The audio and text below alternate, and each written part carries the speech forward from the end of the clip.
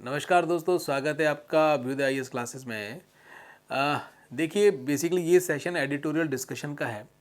यह session week days में रहेगा, सैटरडे और संडे, और उस पूरे वीक में जो इम्पोर्टेंट एडिटोरियल्स रहेंगे उनका डिस्कशन रहेगा। चूँकि अब आपके लिए हमने नवीन एक प्रयोग स्टार्ट किया है, तो इसको हम आज से स्टार्ट कर रहे हैं। फिर नेक्स्ट जो उसकी क्लास रहेगी वो सैटरडे को रहेगी और संडे को रहेगी।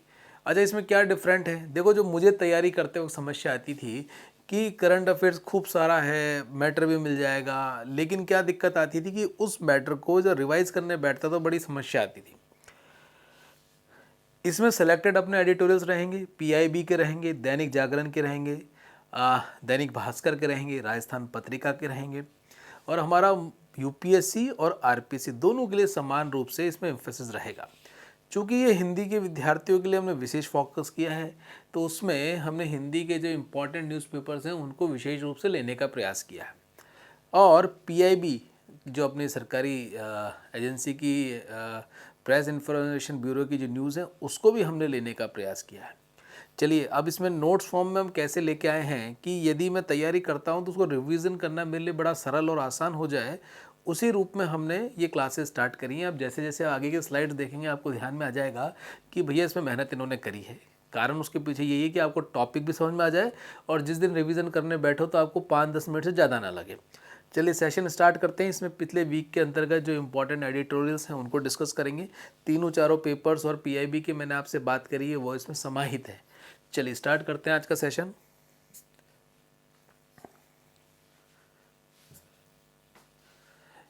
पहला, इस समय करंट का एक टॉपिक चल रहा है, आपने ज़रूर सुना होगा कि जलवायु परिवर्तन के बारे में चल रहा है। क्या?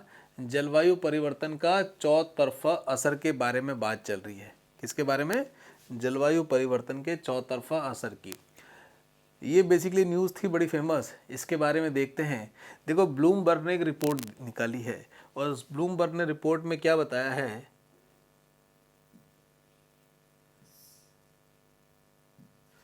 ब्लूमबर्ग ने अपनी रिपोर्ट में कहा है कि ऑस्ट्रेलिया, अमेरिका सहित कई देश ऐसे हैं जहाँ पे जलवायु परिवर्तन के कारण दूध का उत्पादन घटा है। किसका? दूध का उत्पादन घटा है। और यदि इस न्यूज़ का विश्लेषण करते हो तो आप देखेंगे क्या प्रभाव पड़ा है इसका, कि भीषण गर्मी के कारण चारे व दूध पर भी असर दिखने लगा है। आपको ध्यान होगा गर्मियों में दूध के भाव बढ़ जाते हैं। उसके पीछे कारण यह है कि जो दुधारू पशु हैं उनकी क्षमता कम हो जाती है दूध देने की। और जब जलवायु परिवर्तन हो रहा है, टेम्परेचर बढ़ रहा है या अन्य समस्याएं आ रही हैं मौसमी, तो उनसे भी प्रभाव किस पर पड़ रहा है? हमारे मवेशियों पर भी पड़ रहा है। आगे ये कहते हैं कि दूध की कमी के कारण दूध उत्पादों में कमी आएगी, जो प्रत्यक्ष रूप से किसको असर डालेगी? खाद्य सुरक्षा को प्रभावित करेगी, हमारे फूड सिक्योरिटी को प्रभावित करेगी। कहते हैं कि विश्व डेयरी जो है उसमें विश्व डेयरी व्यापार की हिस्सेदारी यदि बात करें तो कितनी है भैया? 1990 में 16% थी, हाँ, और 2018 में कितनी है? 6% है। हाँ, कि व्यापार में अगर वर्ल्ड की पूरे व्यापार की बात करें तो डेयरी उद्योग का कितनी साझेदारी है? 1990 में जहाँ 16% थी, अब कितनी हो गई? 2018 में 6% हो गई है।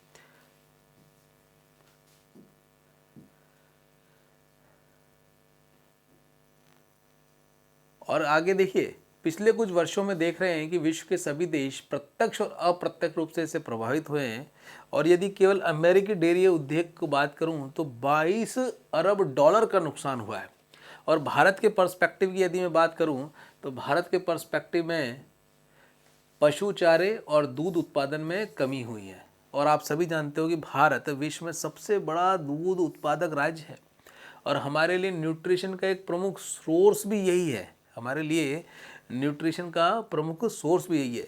संयुक्त राष्ट्र के पर्यावरण कार्यक्रम की एक रिपोर्ट है जो कहती है कि औसतन इस जलवायु परिवर्तन के कारण प्रतिदिन 50 जीवों का क्या हो रहा है? विनाश हो रहा है। इसी में एग्जाम्पल देते हुए उन्होंने आगे बताया था कि ऑस्ट्रेलिया का जो पूर्वी तट है, ऑस्ट्रेलिया का पूर्वी तट पे असामयिक विनाश देखने को मिला है। और इसके पीछे कारण क्या है? ओजोन परत के ह्रास के कारण। हाँ, और आप सभी जानते हैं कि भूमंडलीय ताप, ग्लोबल वार्मिंग भी इसमें एक प्रमुख जिम्मेदारी निभा रहा है। क्लियर?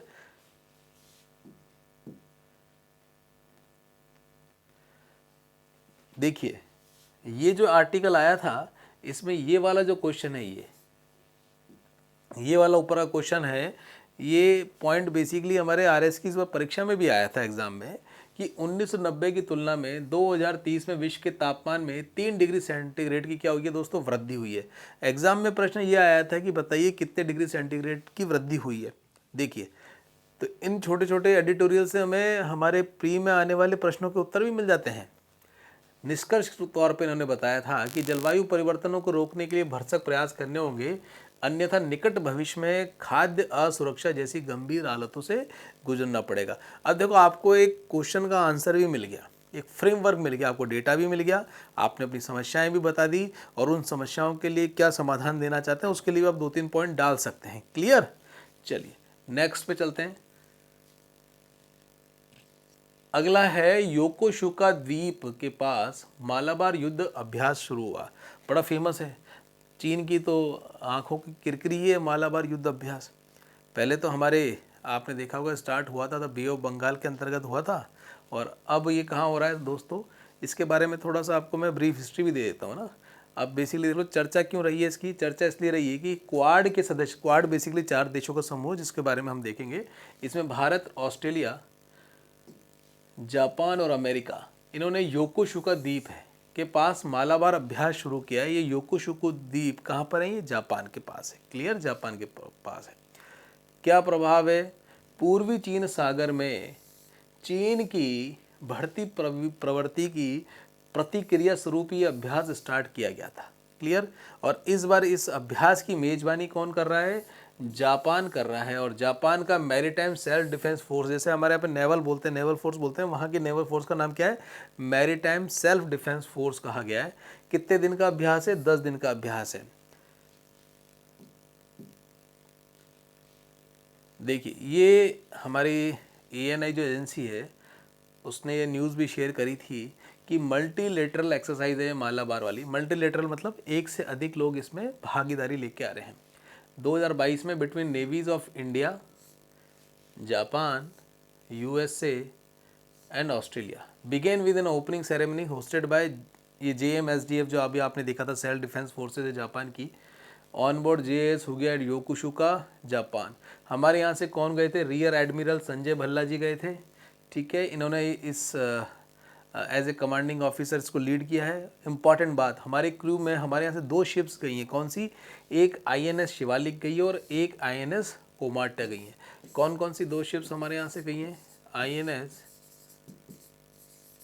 शिवालिक और INS कोमाटा हमारे यहाँ से गई है। और किसने भैया लीड कर रहा है, real admiral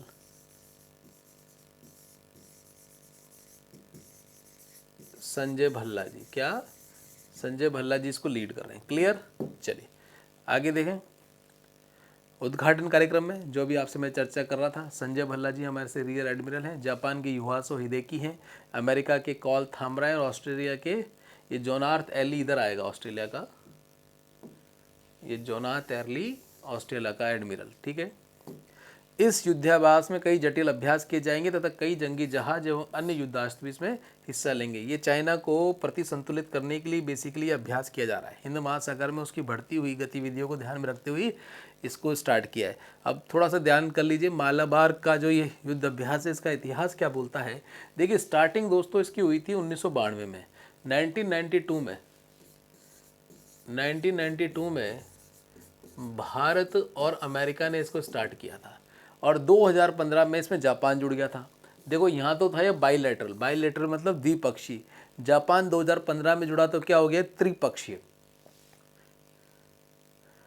Bharat, America, Japan. और 2021 में हमने ऑस्ट्रेलिया का जोड़ लिया। अब आप देखो, थोड़ी सी ना रणनीतिक लोकेशंस भी आप समझो। इधर हिंद महासागर में भारत है, चाइना के उधर जापान है, नीचे ऑस्ट्रेलिया है। क्लियर?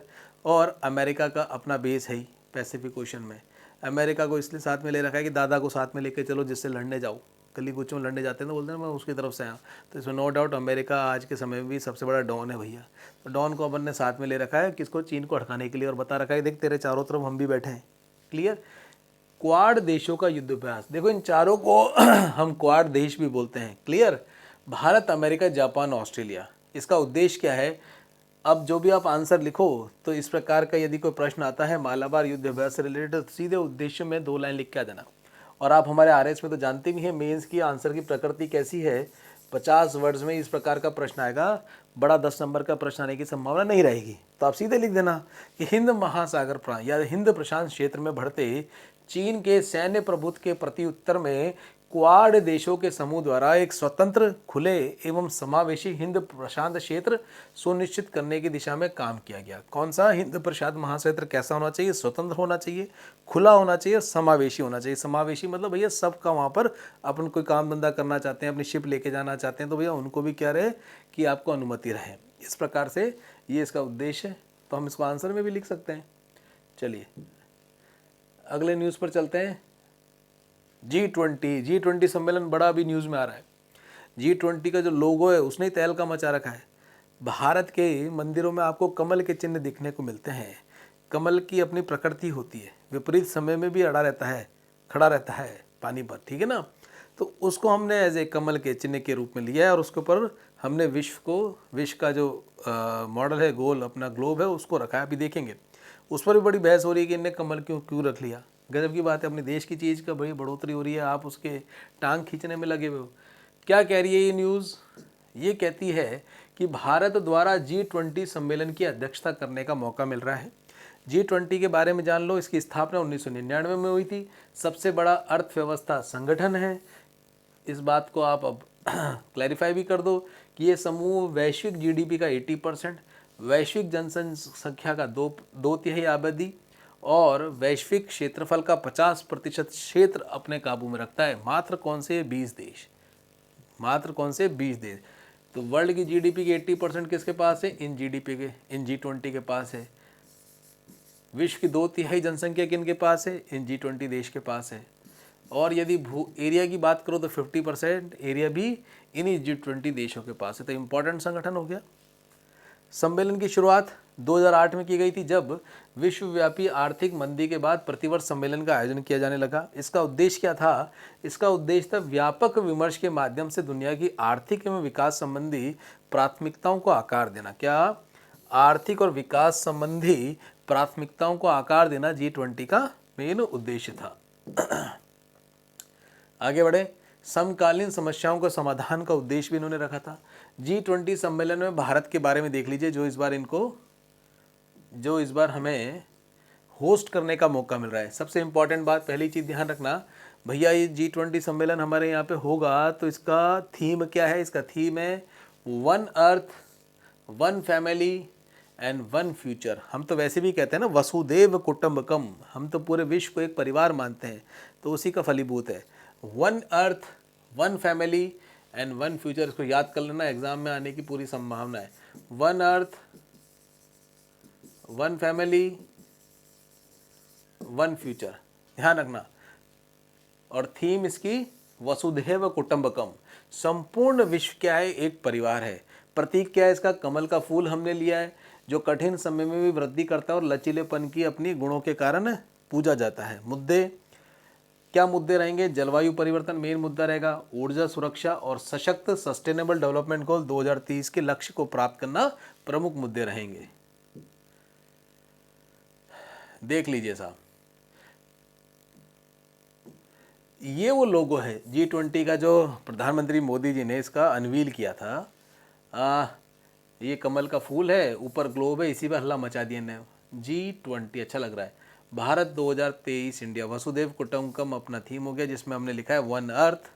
ये ध्यान रखना, one earth, one family and one future. Earth, family, future, EFF short में ध्यान रखना हो तो। G20 में ध्यान रखना, पहले G7 था, ये अपने देश के, ये विश्व के विकसित देश हैं। इसमें रशिया जुड़ा तो G8 हो गया। और ये बाद में ये हमारे जो 12 देश हैं, Argentina, Australia, Brazil, China, European union, India, Mexico, Indonesia, Saudi Arabia, Turkey, south Korea और साउथ अफ्रीका। अब ध्यान रखना, साउथ कोरिया और साउथ अफ्रीका दोनों ही हैं। तुर्की को भी डाल रखा है हमने इसमें। और इम्पोर्टेंट कौन सा देश है इसमें?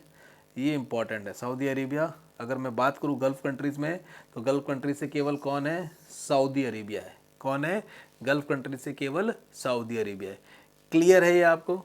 चलिए आगे बढ़ते हैं, नेक्स्ट न्यूज़ पे चलते हैं। हाँ, इसी का बेसिकली चुनौतियों तो देख लें कि क्या समस्या है भैया G20 क्यों न्यूज़ में है।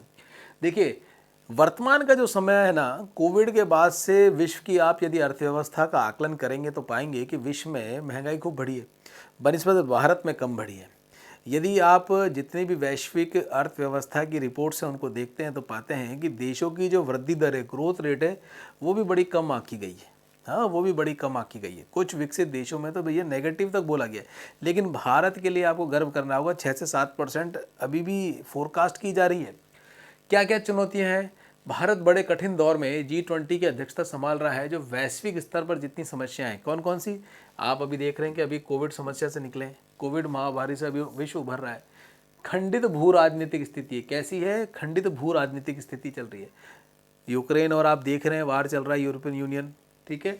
मंदी की आहट आप मालूम पड़ रहा है कि सब जगह क्या चल रहा है कि ग्रोथ रेट अभी माइनस में जा रही है, बहुत कम हो गई है, इन्फ्लेशन रेट बढ़ रही है। तो ये किसकी आहट है? मंदी की आहट है।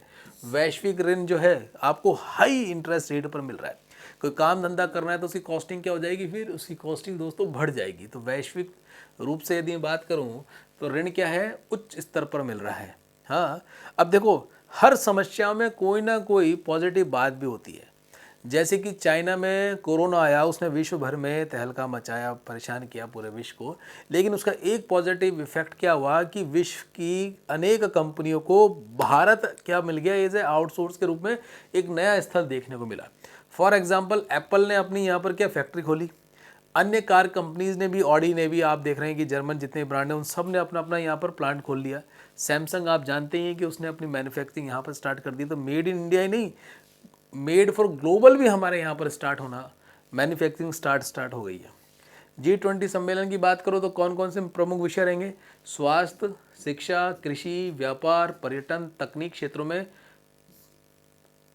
भारत को इन मुद्दों पर प्राथमिकता देंगे। मतलब बेसिकली क्या, विकासशील देशों के लिए प्रमुख ऐसे मुद्दे हैं कि विकासशील से विकसित होने के लिए आपको ये सामाजिक मूल्य और आर्थिक मूल्यों पर भी जोर देना पड़ेगा। और इसके लिए क्या कर रहे हैं दोस्तों, इस सम्मेलन में विभिन्न लोगों के विचार और विभिन्न जितने भी एजेंसीज हैं उनकी रिपोर्ट्स को भी साथ साथ स्टडी और एनालिसिस किया जाएगा। जैसे कि उन्होंने क्या किया, बिजनेस 20 मतलब B20 करके एक कारोबारी समुदाय बना दिया, युवाओं का एक समुदाय बना दिया Y20, W20 महिलाओं का एक समूह बना दिया, S20 विज्ञान या वैज्ञानिकों से संबंधित एक समूह बना दिया। और इन सब के विचारों का कैसे आप विश्व में डेवलपमेंट कर सकते हैं, इन सब के विचारों का भी समावेश करने के लिए एक तरीके से स्पेशलाइज सेगमेंट बना दिए। G20 की बैठक के बारे में बात करें तो भारत ने दोस्तों 50 से अधिक देशों के शहरों में, 50 से अधिक देश के शहरों में, मतलब भारत में ऐसा नहीं किया कि केवल एक दिल्ली में ही हम G20 की बैठक कर लेंगे, नहीं, हमने पूरे भारत में ऐसे 50 पॉइंट तय किए हैं जहाँ पर इस बैठकों का कोई ना कोई रूप चलता रहेगा। उससे क्या होगा, एक तो पर्यटन बड़ा बढ़ेगा। गुजरात में हो रहा है, जयपुर में हो रहा है, मालूम पड़ा दिल्ली में भी कहीं कहीं अपनी जगह तय कर रखी है। तो भारत के सभी कोनों में एक तो पर्यटन के रूप में उन विषयों को पूरे विश्व को हम प्रेजेंट कर पाएंगे, उन जगहों को प्रेजेंट कर पाएंगे। और ये समावेशी सरकार की भी संकल्पना को बताएगा। ऐसा नहीं है कि जहाँ बीजेपी गवर्नमेंट है वहीं पर ही G20 के सम्मेलन कर लिए। हमारे यहाँ पर जो संघात्मक व्यवस्था है, क्वाज़ी फेडरल है, उसके अंतर्गत भी ये एक समावेशी सरकार की संकल्पना को बताता है। आगे बढ़े। हाँ, भारत इसके माध्यम से क्या संकेत देना चाहता है? देखो,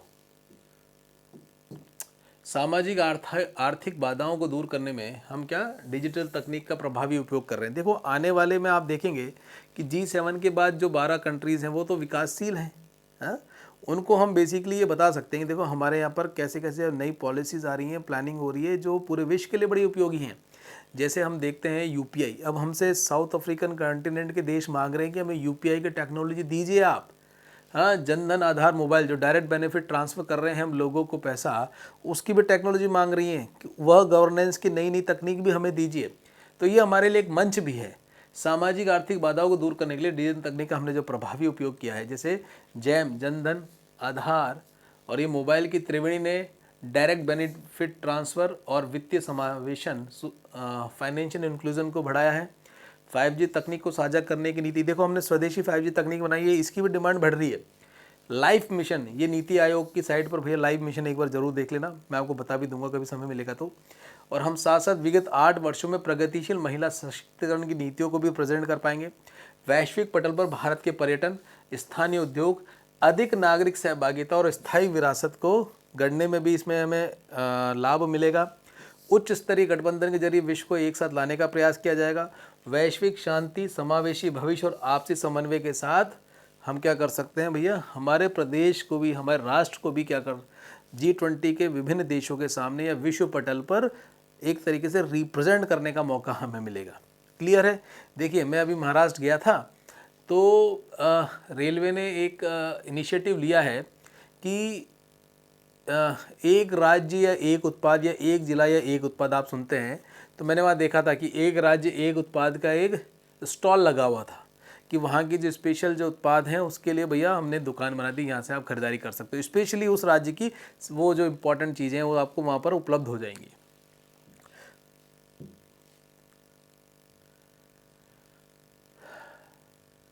चलिए अगला इम्पॉर्टेंट इशू था कि भारत में मेक इन इंडिया और मेक फॉर ग्लोब, इसके लिए बातचीत काफ़ी चल रही थी।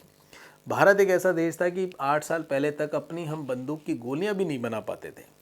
हमारा मोस्टली क्या होता था, हम सब कुछ इंपोर्ट करते थे, छोटी छोटी चीज़ों को भी हमें इंपोर्ट करना पड़ता था। ख़ास तौर पर डिफेंस सेक्टर में यदि मैं आपसे चर्चा करूं तो बड़ी विडंबना थी कि हम पूर्ण रूप से किस पर थे, इंपोर्ट पर डिपेंडेंट थे। ना हम हमारी गोलियां बना पाते थे, ना हमारी छोटी पिस्टल्स बना पाते थे। छोटे छोटे जो कल पुर्जे होते थे उनके लिए भी हम विदेशों का मुँह ताकते रहते थे। हाँ, और ये स्ट्रैटेजिकली भी बड़ी समस्या थी हमारे साथ। लेकिन पिछले 8 वर्षों में मेक इन इंडिया और मेक फॉर ग्लोबल, इसने बहुत जोर पकड़ा है। और डिफेंस में अब हम क्या कर रहे हैं, हम उत्पादन ही नहीं कर रहे, हम विश्व को अब एक्सपोर्ट करने की स्थिति में आ गए हैं। चलिए, और ये जो टॉपिक था, अभी हाल ही में बड़ौदा में परिवहन विमानों के लिए हमने एक मैन्युफैक्चरिंग प्लांट भी डाला है। ये इंपॉर्टेंट न्यूज़ थी। इसमें आता है, चर्चा का कारण देख लेते हैं। पीएम ने बड़ोदरा में C295, क्या बड़ोदरा में C295 परिवहन विमान संयंत्र की आधारशिला रखी, जो 2 कौन कौन से संगठनों के द्वारा बनाया जाएगा, एयरबस व टाटा। ध्यान रखना, एयरबस प्लस टाटा, इन दोनों के संयुक्त रूप से विमान निर्माण करेंगे। ये परियोजना की लागत कितनी, 22,000 करोड़। मेन लक्ष्य क्या है कि देश को विमानों के उत्पादन में आत्मनिर्भर बनाना, आर्थिक सुधार कर व भविष्य उन्मुखी नीतियां बनाकर मेक इन इंडिया और make for global, make in India और मेक फॉर ग्लोब कर देना, ये मंत्र बनाया, इसको आगे बढ़ाना। देखो ये काफ़ी बात भी आती थी कि साहब आपके यहाँ पर हम मैन्युफैक्चरिंग करने आते हैं तो सबसे बड़ी समस्या आती है मानव संसाधन की उपलब्धता की।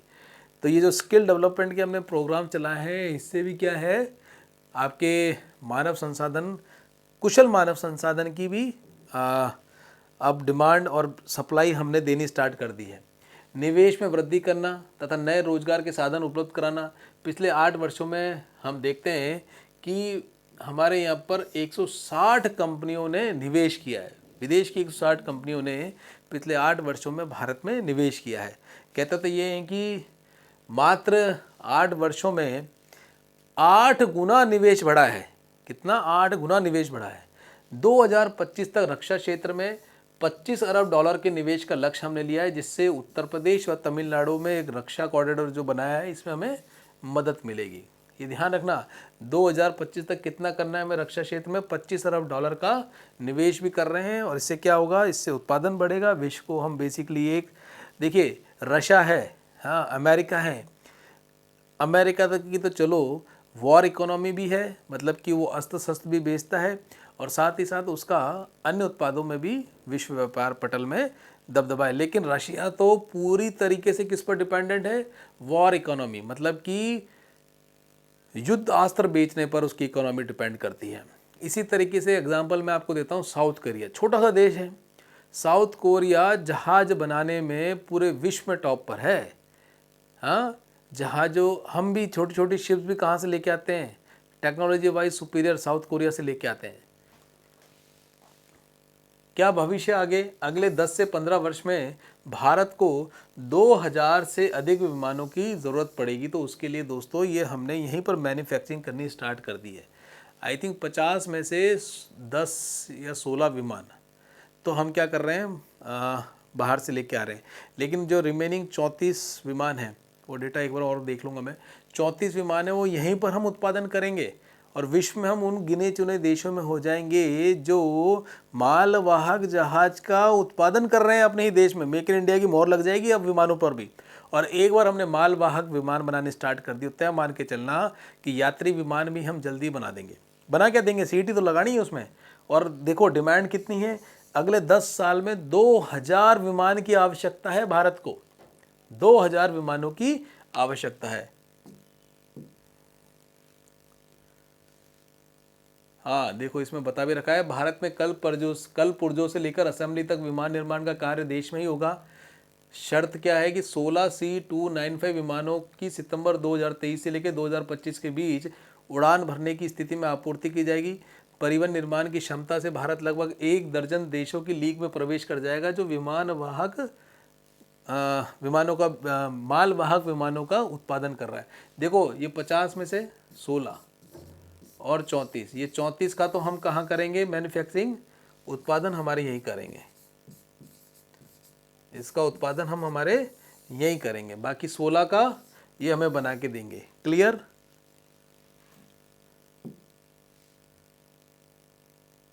ओहो, बड़ा इंपॉर्टेंट एक और इशू चल रहा है, समान नागरिक संहिता।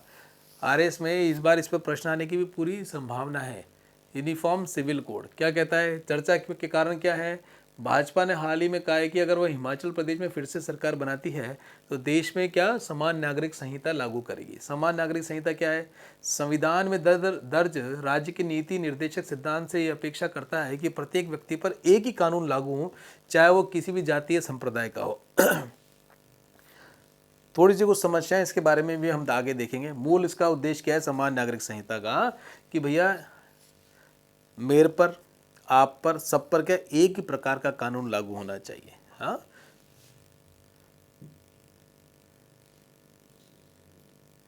बाधाएं क्या हैं समान नागरिक संहिता में? देखो हमारे यहाँ पर विभिन्न समुदाय देखने को मिलते हैं और हर संप्रदाय के अपने अपने व्यक्तिगत कानून हैं।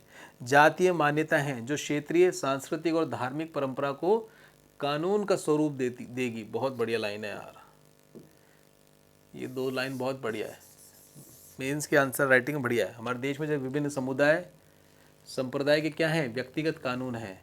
जातीय मान्यता हैं जो क्षेत्र के अनुसार सांस्कृतिक और धार्मिक परंपराओं को कानून का स्वरूप देगी। हमारे कॉन्स्टिट्यूशन में भी हम कहते हैं परंपराओं को भी हम नियम कानून के अंतर्गत मानते हैं। क्लियर? मुस्लिमों के कई पर्सनल कानून पूरी तरह से पुरुषों के पक्ष में हैं, महिलाओं के बड़े विपक्ष में। बिल्कुल सही बात है।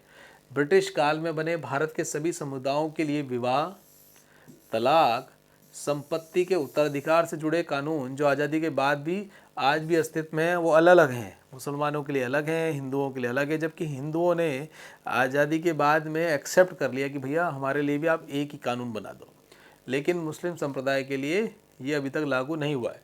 भारत की संस्कृति कैसी है, बहुलवादी है, पुरातन परंपराएं हैं और पंथ निरपेक्ष राज्य असमानताएं रखते हैं। ये एक बड़ी समस्या है। देखो क्या है, प्रैक्टिकली रूप में जैसे नॉर्थ ईस्ट की आप बात करो तो वहाँ पर कुछ ऐसे कस्टम्स हैं, यदि आप उनको एक करना चाहोगे तो बड़ी दिक्कत आएगी कि नहीं तुम्हारे कस्टम अब कुछ नहीं चलेंगे, जो भारत में एक कानून राजस्थान वाले पे लगेगा वही तुम्हारे पे लगेगा।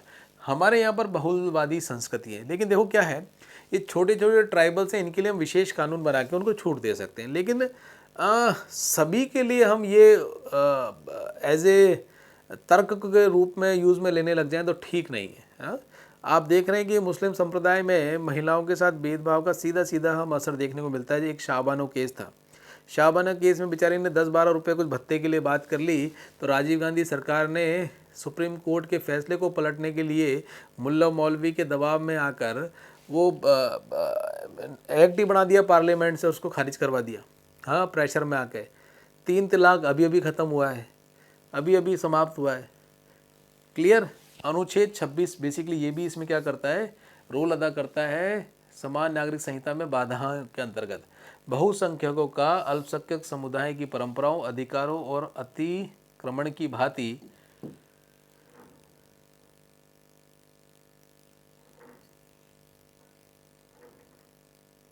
देखो बेसिकली जो आर्टिकल 26 है ना, इसमें क्या बात थी कि आर्टिकल 26 बोलता है कि साहब आपका जो पंथ संप्रदाय है उसको आप बढ़ाने के लिए अपना कार्य कर सकते हैं नैतिक और सकारात्मक रूप से। तो ये भी क्या बाधाएं के रूप में काम करता है। अगला देखिए साहब पॉइंट, समान नागरिक संहिता की आवश्यकता क्या है। अनुच्छेद 44 की भावना के अनुरूप है, हमारे संविधान में बता रखा है कि साहब इसको लागू करो आप। समय संगत आवश्यकता भी है। अब वर्तमान में देखो क्या है, हमारी परंपराएं जो हैं मूल रूप से अब समावेशी समाज की तरफ हम बढ़ रहे हैं। आज आप किसी रेस्टोरेंट में जाते हैं तो परोसने वाला किस जाति पंथ संप्रदाय से हमें फ़र्क नहीं पड़ता, सब एक ही थाली पे बैठ के खाना खा रहे हैं, एक ही टेबल पर। समान दंड संहिता, समान मत अधिकार जैसे कानून देश के सभी वर्गों पर ऑलरेडी लागू हैं। तो क्यों ना भैया विवाह, तलाक इत्यादि वाले जो कानून हैं, पर्सनल लॉ हैं, ये भी सब पर समान रूप से लागू होने चाहिए। हाल ही में 3 तलाक का कानून रद्द हुआ ही है और सब पर समान कानून लागू करने का इसके अंतर्गत सफलता भी प्राप्त हुई। अच्छा, भविष्य में क्या है, इसके प्रारूप पर व्यापक विचार विमर्श, लोक परंपराओं और मान्यताओं में समानता तलाशते हुए विधि सम्मत स्वरूपता ढालने की जरूरत है। बिल्कुल सही बात है जो मैं आपसे कह रहा हूँ ना, हर जगह की, हर क्षेत्र की अपनी कोई ना कोई परंपराएं हैं और वो मान्यता ही बाद में क्या नियम कानून का रूप धारण कर लेती हैं, तो उन सबको भी ध्यान में रखना चाहिए।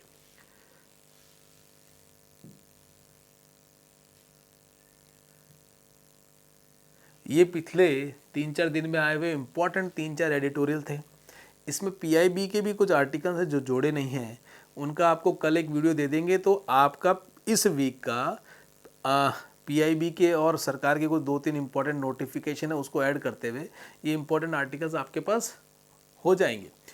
और नेक्स्ट वीक से क्या रहेगा, सैटरडे संडे को यह जो वीक चल रहा है, इस वीक के आपको एडिटोरियल्स प्राप्त हो जाएंगे सैटरडे संडे की क्लास में। तो वीक डेज में अपनी क्लास रहेगी। आशा करता हूँ कि ये नवीन जो प्रयास किया है आपको बड़ा ही लाभ देगा। चूँकि हमारा मूल उद्देश्य क्या है कि आरएस की परीक्षाओं के लिए हमारे जितने भी छात्र हैं, जितने भी मित्र हैं, जितने भी बंधु हैं, एक बार में सेलेक्ट हों। जो समस्याएं हमें आई आपको ना आए। अब इनको आप नोट्स के स्वरूप में इन पीडीएफ को रख सकते हैं और फटाफट रिवाइज कर सकते हैं। हमें आपको एक नई पुस्तक नहीं छपवानी, हमें आपको नोट्स देने हैं कि पूरे माह के आपके जो भी स्लाइड्स बनेंगे उनको जब खाली बैठे हो फटाफट देख लो, और यही आपके मेंस में आपको बहुत मदद करने वाले भी हैं। चलिए इसी पुट पर मैं आज आपको यहीं छोड़ता हूँ और आशा करता हूँ कि इसमें आपके सुझाव भी हमें मिलेंगे कि सर इसमें ये परिवर्तन कर दीजिए या इसको ये जोड़ दीजिए। तो वो हम अपनी तरफ से भरपूर प्रयास करके आपको वो अच्छा कंटेंट भी देंगे। और मूल उद्देश्य तो हमारा यही है कि हमें जो समस्या आई हमारे छात्रों को या हमारे मित्र, हमारे बंधुओं को नहीं आनी चाहिए। ज़्यादा से ज़्यादा इसको शेयर करें, ज़्यादा से ज़्यादा आप विद्यार्थी जुड़ें। जितना ज़्यादा इसको फैलाएंगे उतना ही हमें प्रोत्साहन भी मिलेगा और अच्छा कार्य करने के लिए हमें हमारे आत्मिक रूप से बल भी आप हमें प्रदान करेंगे। चलिए, नमस्कार, धन्यवाद, राम राम।